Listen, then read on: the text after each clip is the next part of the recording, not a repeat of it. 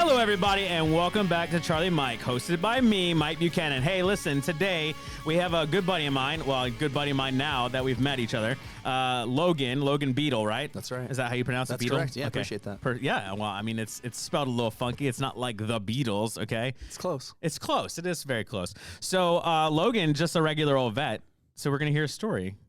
I like these changes of pace, because normally I have, like, people from, like, organizations or whatever in here, but, like, I'd rather like focus on like veteran stories. Yeah, I definitely I don't resemble or what's the word I'm looking for here? I don't represent. There we go. I don't represent a group necessarily, and I don't have like a crazy story where I pulled people out of a burning tank or things of that nature. Yeah. But I hope that my story, my experiences can just help other people that feel similar, right? Like they feel normal and they've had stuff, ups and downs, and they don't know where to go. And if anything I can do can help them, then man, high five. So like my oldest daughter, she was little when I went to my first deployment, and I'm telling you, she was genuinely convinced for a long time that because I went to war, I killed a bunch of people. I mean, I remember her crying one night when I tucked her in. She's crying and she's like, "Dad, just tell me the truth. I can handle it." She's like 6. At this time, 5 or 6 at this time. So like, "Dad, just tell me the truth. I can handle it. How many people did you kill?" And I mean, I chuckled because I was caught off guard. Like, sweetie, I didn't kill anybody. "Dad, you went to war. Just tell me the truth." Yeah, but just because you went to war doesn't mean you killed anybody. Like, sweetie, lots of people go to war and never shoot a gun. Yeah, exactly. I don't think a lot of people realize that though about like the military, is that like the military is the 1% of America. Okay, already 1% of America, okay, joins the military. Yep. Then 1% of that military, so 1% of the 1% that join the military, okay, are in combat roles that will actually see hardcore, like actual combat, not like they just happen to get shot at or whatever. Exactly. Like, yeah. So like 1% of the 1% are actual, like you're gonna get shot at. Like this is your job to be shot at. You will shoot back. You will potentially kill somebody. Yeah. Like this like is it's part of your job description. Yep, part of your job description, straight out. So it's 1% of the 1%. Yeah. That's not a lot of people, right? No, I mean, if you really stop and think about it, I would go so far as to say that, man, I don't know, 80 or 90% of the military is probably never in that type of direct fire combat. Not even just that, like the opportunity to experience it. Oh, sure. You think how many admin positions and security positions that don't leave the wire and they're just chilling and all these other roles like doctors and supply and all this other jazz, right? These regular people, I mean, the entire Air Force. You look at these people and they never have the light of day shown on an opportunity to be in any type of combat. So yeah, and I will say this though, is that like I used to have a brainwashed mentality of all the rest of the support staff, right? Because like when you're in that combat role, like they brainwash the crap out of you to get you to think that like everyone else that doesn't do this is worthless. I think you have to create some of that, man. I hate you have to it. Because like what is going to keep you getting up in the morning and going and getting shot at again, other than like thinking like you're the best thing that's ever happened in the world, right? So here's the deal: you can't have a bunch of alpha types, which is what it takes. You can't have a bunch of alpha types in these super high risk environments, and then be like, you know what? That guy over there that's washing dishes, he's just as good as you. Yeah. You can't do that. I hate saying it, but like you have to feed the ego because those people are going and risking their lives and you need them to do it without a second thought. Yeah. We did some pretty cool stuff in helicopters. I was a Black Hawk guy my whole career, basically, most of my career. And there were people in there's a spectrum for everything, right? We had guys that were super alphas and people that were borderline betas, and you just didn't want those betas. You didn't want your life in their hands. I'm just going to say it. Yeah. So I can understand that. It is what it is. Like, does that mean that like cooks and supply guys and all those guys weren't awesome and weren't very valuable and couldn't have been equally awesome in the same opportunity? No, that maybe they would have been. But man, you got to feed those people that are tip of the spear. You got to feed that ego so they go do what has to get done without thinking twice. And agreed. If that means that the cost of that is them puffing their chest up, then so be it. So it's kind of funny. So when we're talking about this, like in real life, because I was aviation, like I don't know what most of this is. Like I literally, I genuinely, That's fine. I lived a different life. Like I really did. I hate saying that. It sounds so arrogant, but I mean, rules. That's like, very true, though. I mean, you did. Aviation is, as much as we joke about this type of stuff right now, and like tip of the spear and all that jazz, ain't nobody mad at the helicopter guys. Because we save everybody's bacon. And I don't even mean that from like an ego. I mean, when I was in Iraq, we were taking people places that had been sitting at this base for months.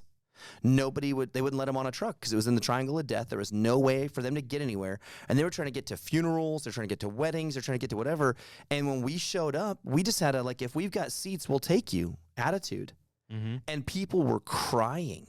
Dude, people go be hardcore. They go spend 10 years being an airborne ranger, and then they go to aviation because they're like, dude, I'm tired of getting my body busted. I'm tired of blowing my knees, and I'm tired of living hard. Why am I sleeping on a cot in a tent? Dude, you guys stay in hotels, and you guys eat at steakhouses?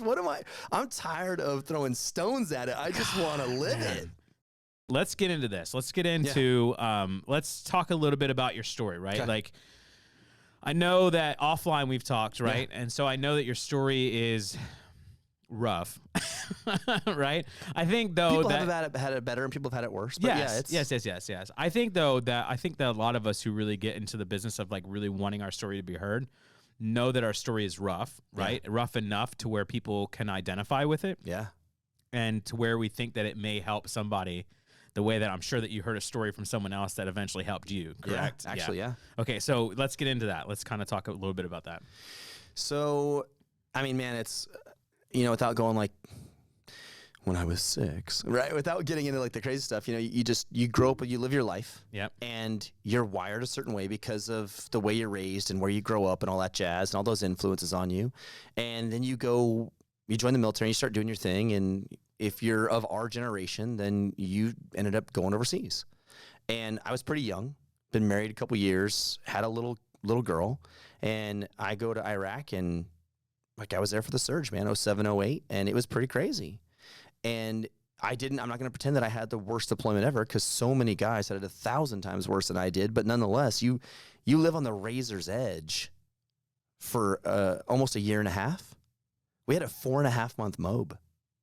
Like what that does to your mind. Yeah. Spending 4.5 months getting ready, and they took every opportunity to tell us, hey, we're going to do everything we can to make this as painful as possible, so when you get to combat, it's a breeze. So we get to this point where we didn't trust our leadership. We kind of resented it. So now you've got this problem, this dichotomy between the leaders and the followers, right? And then you go live in this crazy environment. The unit that we replaced had 2 birds shot down right before we showed up. So we knew we were showing up in real deal. My first flight's like a freaking movie, dude. Genuinely, no joke. Hollywood could use it as a movie. I remember flying into Iraq, looking up and going, dude, we have Apache escorts. Like I've never had an Apache escort in my life. Like, wait, what do I need this for? This is real. Yeah. And my first flight, dude, it's night vision. I have no idea where the heck I am. I'm new. I've been in the military for a minute, but I'm new as a crew chief, and I'm new to this role. I'm new to all these things, and there's machine gun fights on the ground. I mean, I went from training at the range to there's literal gunfights happening. People are shooting at it. Why does it look like softballs are coming at us? Yeah. Right? Where they're not shooting little baby guns. Okay, they shoot big guns. Yeah. At helicopter. Expectation was excellence all of the time. We broke the records for flight time in a combat zone, and we became a known quantity, so much so that 2-star, 3-star, SecDef, like these entities are requesting our specific company come run their VIP missions in Iraq. So we're going all over the place doing all kinds of things, and I'm a young kid, super alpha, trying to fit in, trying to make a name for himself, don't have a clue about politics and relationships and all that jazz. Like it's a recipe for disaster. And you come to the end of this, and I hate to say it, but I think at least our leadership at the time, like they were wired for one thing and one thing only, and that was to go win, this deployment, to go put a stamp on it. And I don't think that they were prepared for that cost, like the social cost of what that means to have these people working in that environment under that type of stress, day in, day out, and not look back. And well, yeah, it's also, I mean, I hate to I hate to stop you from talking, but it's also like special operators talk about this all the time, right? Like when we were tasked out with a special forces unit, my second deployment, and we heard them talk about this all the time. And I didn't even realize like some of the conversations that these special operators have when, you're just I guess, away from the cameras and away from the spotlights or whatever. And they have normal conversations like normal soldiers do, right? Yeah. And so they'll sit there and they'll talk about like operational tempo, like op tempo, right? Dude. Is like, it's insane. And so like their op tempo is constantly go, go, go, go, go. And I mean, they might be deployed for 6 or 9 months instead of 12 months, but like that's 6 months and it's 6 months back and it's 6 months gone and it's 6 months back and it's 6 months gone. And so like it's insane. And their op tempo is so much that that's where they start to develop all these problems, right? Yeah. They start to develop a lot of mental health issues and a lot of other, some of their people just can't handle the tempo. It's not the work. They can't handle the work. They can handle the work. It's just the amount of work that's coming at them and so fast. It gets a little much. So I've developed this, I guess, this saying with my kids and with my family and some of my friends now, and it applies to this exact scenario. And I said, there's a tax for everything, right? So if my son is getting bullied, it's because these kids can just extract whatever social pain they want from him, and it's tax-free, right? If he doesn't charge them, if there's nothing that it costs them to do that, if he doesn't retaliate, he doesn't hold his own, he doesn't do something, then they're being told they can do this for free. So it's the same thing. Like, you're using these people to go accomplish these missions and go do these things, and the op tempo we lived was pretty bananas. It was legitimately, it went from implicit to stated, just plan on 16 hours a day all the time. Now, we did have an off cycle, on cycle, so we would get a couple of reset days in there. So there are guys that had it worse. But I mean, when you know that you're going to be running 16 hours a day, basically every day, day in, day out, and one day you're going to go from working days to working nights, and you've got 2 days to just swap your body around, and then you're going to go do that for so long, and then you're going to swap it back, and you have no idea what your mission set is. It's just going to be bananas all the time. You do develop a new normal, forgive me, but you develop a new normal, and you're not paying that price. Then that's where I'm going with this whole thing. Mm-hmm. There is a tax that comes with that. There's a price that's to be paid, and you don't pay it in real time. The op tempo is so insane. You're living so bananas that it's not until you stop doing that you have a chance for that tachometer to come down. You're living at 6,000 RPMs all the time. It's not until you come back down to 1,800 that you get a chance to realize what it costs you to do that for so long. And that price, that piper's getting paid. Yeah. Right? So whether you medicate yourself or whether you go get mental help, whatever, I mean, we had 22 people a day killing themselves for a reason. And it wasn't because they were bored. It's because that tax was getting paid. And they didn't know who to go to or where to go to, and they just took it on themselves. Yeah. Right? And that's so that's something that I came face to face with in my own terms. Right. And I started self-medicating when I came back. And I didn't go through what so many people go through. So I don't have a sob story. I just have a story, and I'm not asking for sympathy or woe is me, because it's not those things. But man, I came back and I was not normal. Like my normal had moved. And there are plenty of people that go do deployments. They come back and man, they flip a switch and they go back to themselves. And I'm jealous of that. Yeah, it's all about resiliency. I mean, that's what they're looking into these days, mental health, right? It's just resiliency. How were you raised? What did you go through before you got into the military? Those kinds of things. All of those play a factor, right? What's your relationship with your parents? What did your parents teach you? Sure. What are your morals? What are your values? Faith, all of it. Exactly. Sure. Faith, all of it. All of it has to play into the resiliency. And I hate that we as military can't just be honest because we don't want to be weak, right? So that's why I don't like the term resiliency. Yes, exactly. See, I knew it, because that is literally like the common thing, right? That's what it's called. What does it imply? It implies like your ability. Like yes. It's something that you control, and you have this measurable ability, and you just didn't have enough of it. Mm-hmm. But I had enough of it when we were murking people or whatever, right? And or you need someone to go risk their life on the line, to go getting pulled out. That's right. Of an embassy getting overrun. Or patching up a buddy because he got shot or whatever. I can see all of that. Yeah. I have enough resiliency for that. Yeah. But I don't have enough resilience. You're trying to tell me I don't have enough resiliency to be able to deal with all of that now that I'm in stateside and I'm in not getting shot peace. at, I'm not getting putting shot people together. Exactly. Yeah. Like, so it bothers me. It bothers me too, but I'm just saying that's what they call it. Yeah. And I get it. Like, there's not a perfect word. So whatever. There's probably something that's going to suck no matter what, right? But, of course. Man, I self-medicated, and I didn't know it. Like, that's the whole thing, you know? You don't know you have a problem until you know you have a problem. Yeah. Right? And so we talked a little bit about, you know, just how honest we are and how direct we are. And some of that comes from me learning that I miss messages. If you beat around the bush, I've had people tell me this. Logan, I tried to tell you, man, you need to chill out. I'm like, I'm sorry, was that a code? Like, that didn't come with the key. I didn't know that meant, Logan, you're insane, and you need to bring it down like 7 notches because you're stepping on your crank. Like, you're embarrassing yourself in front of people. You're hurting yourself for future opportunities because you're so intense. That's not what you said to me. Yeah. So I need someone to tell me, hey, Logan, when you walk into this room, you can't be 100% you, dude. They don't know you, and they take it at face value, and they don't understand your background and who you are. And so when you come in, you can't come in all Miley Cyrus, dude. You can't be a wrecking ball.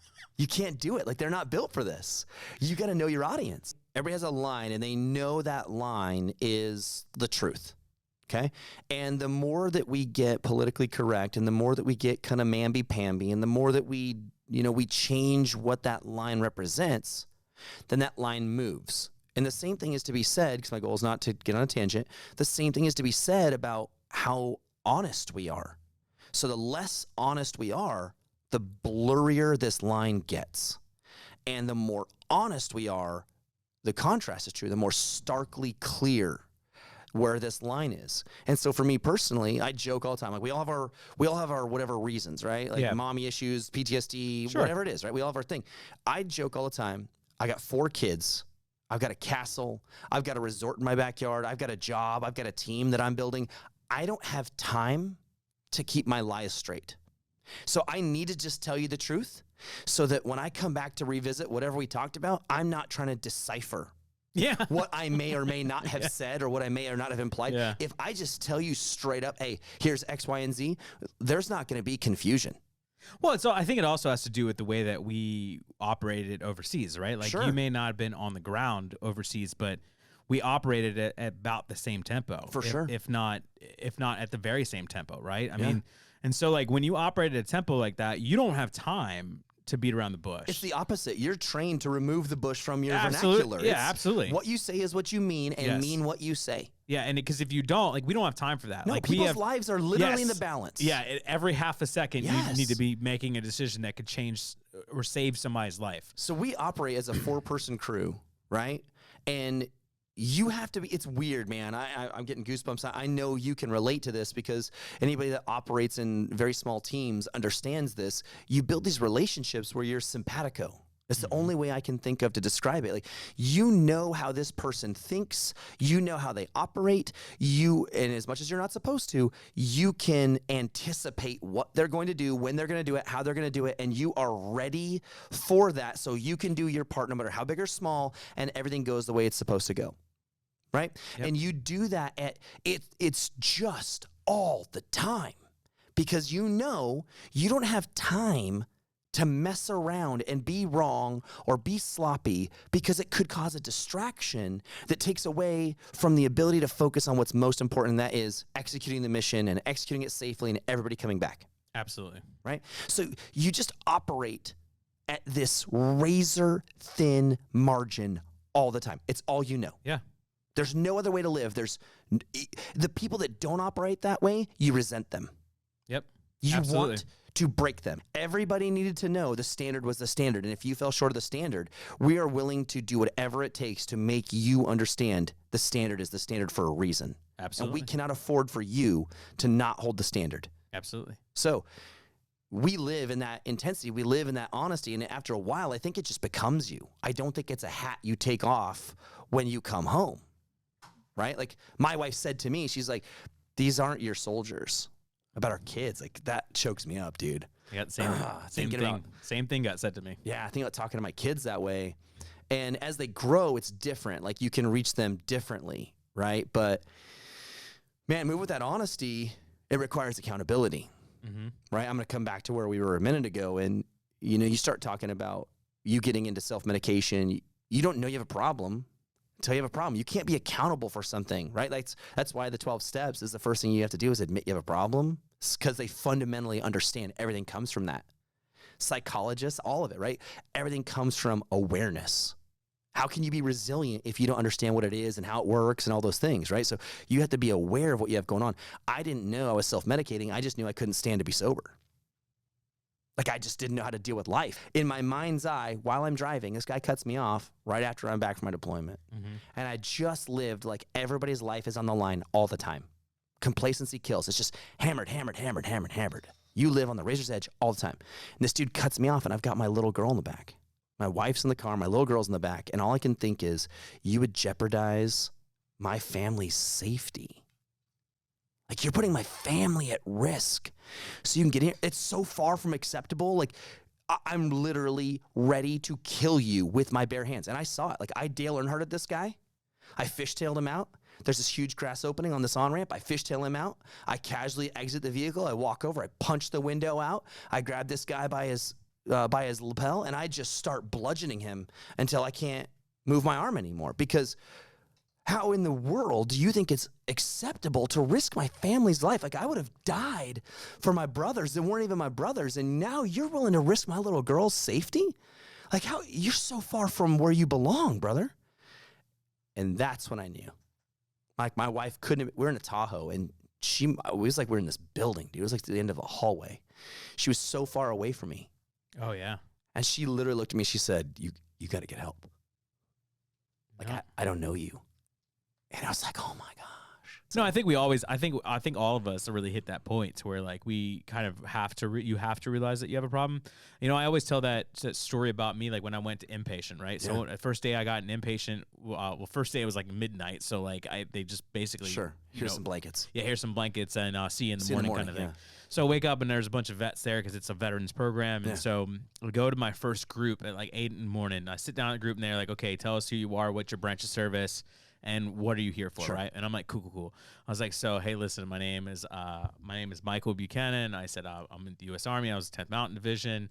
I said, I'm still with 10th because I was still active. I was like 10th Mountain Division.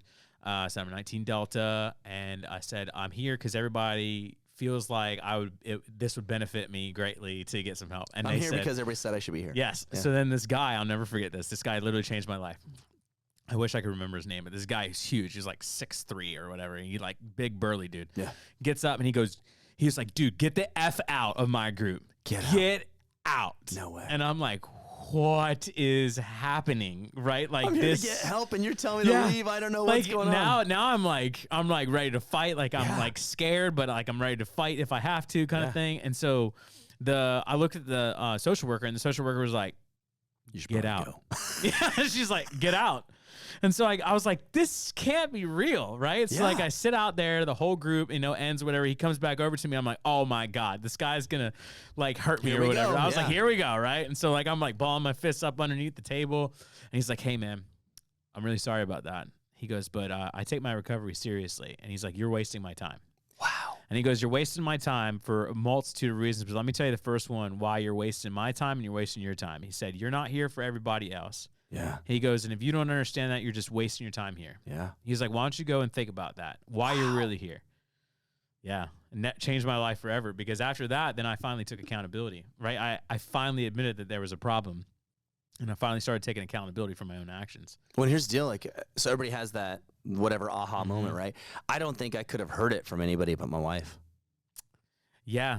Yeah. For me personally, like she's the only person that has, at least at that time in my life, she's the only person that had the ability to like penetrate the shield and speak to my heart, and I'd hear it. Everybody else, I was still so young and so dumb, and I went through this, like, my deployment was rough, dude. It was tough. Like, I went through some really personal stuff on that deployment, and I got really, like, I hate to say mentally abused, because that's probably not fair, but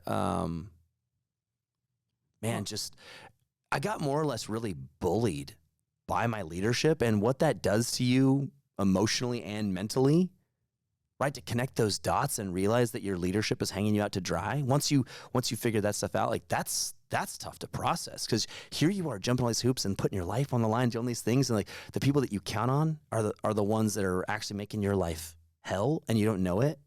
So I was in this pretty bad place, and so I was very defensive, and I didn't realize it again. I was living in that space, and my pay got all messed up. following the end of the deployment. So there's all these challenges that come with life. And again, just in a really, really, really bad place. And thank God, legitimately, thank God for the VA. Like I'm gonna let that one ring true. Man, I'm gonna try not to lose it emotionally here. But dude, so you and I haven't even explored a lot of this, but the VA, there's two people in my life that I'm open about, like having a direct impact in potentially, I hate to say save my life because that's really dramatic, but for sure saving my marriage. And ultimately, like, there's a lot that comes with that because how much my wife means to me in that relationship. So when I went and saw the gentleman that I saw through the VA, that guy really did change my life. You know, I'm not going to, like, it's not the story we became best friends, but he became this incredible person to help me. He understood me.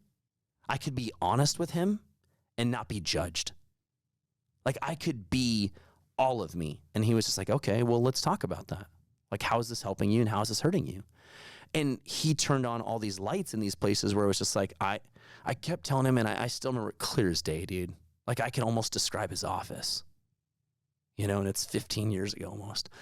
I said, it's like there's this beast inside of me, and he only knows how to operate at 1,000,000%. And anything that gets in the way just gets trampled. And I wish I could turn it off, but I don't know how.